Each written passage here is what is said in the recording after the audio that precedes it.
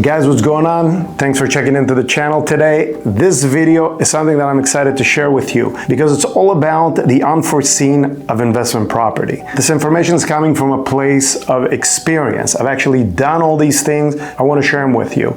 So if you're a beginner investor, or even somebody who's done a handful of projects and you want to make sure you don't get stuck in the mix, this will be a wonderful video for you to watch. So with that, let's jump right into it. As a lender, I can tell you that one of the few things that I request straight up whenever somebody talks to me about an investment property is a budget. I want to know how much money they're about to inject into this project. How savvy are they? What do they know about this project? A lot of it is detailed in that budget, and it tells me approximately how much money they think they're going to inject into that project to get that property from the value it is today to the value it's going to be in the future. Now let me tell you this. In addition to that budget, I also want to see a resume. I want to make sure that this person has done other projects and they're savvy enough to know that more than likely that budget is going to change. And I can tell you this, most of the time, the budget varies anywhere between 10 to 20%. And that's for many different reasons. It doesn't mean that the person doesn't know what they're doing. It just means that there may be some delay, maybe materials late, maybe materials more expensive or not even available. And what about the carrying costs in the middle of all that? Remember, you still have to pay the mortgage no matter what. So as an intro, you got to know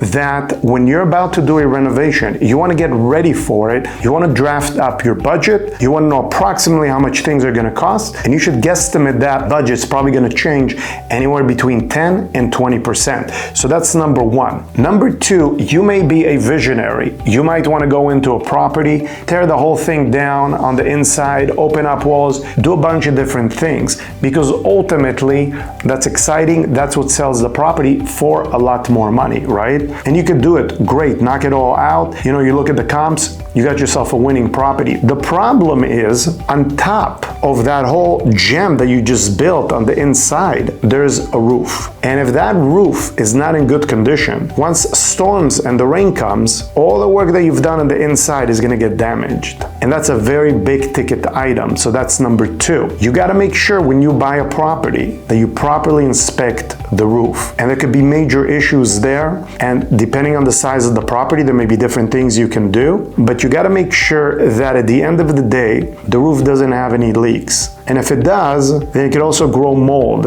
inside of your home. Because if water goes in and retains in the drywall, you could actually have mold in the house. That's a big issue. If it goes down to the floor, it could buckle your hardwood floor. It could create a lot of damage. So a roof is no joke. You gotta make sure you got it inspected. And not only the top layer, you wanna make sure that the plywood that's actually being connected to the joists is solid and not rotten. And all that is gonna cost you a ton of money if you just buy a property and assume that there's no roof issues. Because if you're only thinking cosmetic, you could be in for a treat. All right, that was number two. Let's talk about number three. Number three is a big one. And if you don't have any experience in it, honestly, I suggest you stay completely away from it.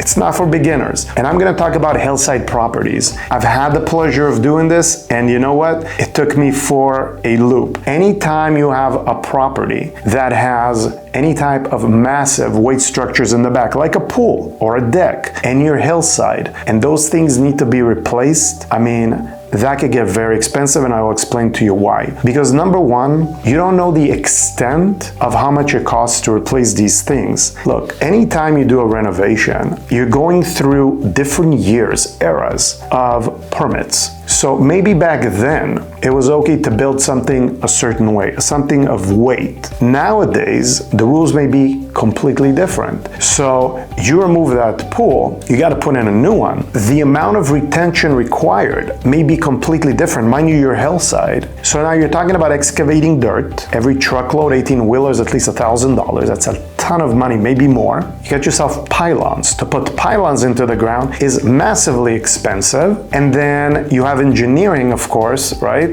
Because you got to make sure that all the weight that you're putting down is not going to go down the hill if there's any type of a rainstorm. When the engineering goes to the city might look at it, even if you have a strong budget, you know exactly how much your materials are, they might say, you know what, this is not enough. We want to beef this up. And if they do, guess what? You're on the hook. So all these things are going to cost a lot of money. Say you have a deck, 30-year-old deck. You're just thinking, I'm just gonna replace this thing, but you know what, it's shaky. So I have to redo some of the retention to this deck. If you need a new permit on a deck, if the height of the deck from the ground up has to be, say, no more than 5 feet, which is actually what happened to me, and that deck is 10 feet off the ground, what are you gonna do? You see what I mean? It becomes very, very tricky very, very quickly.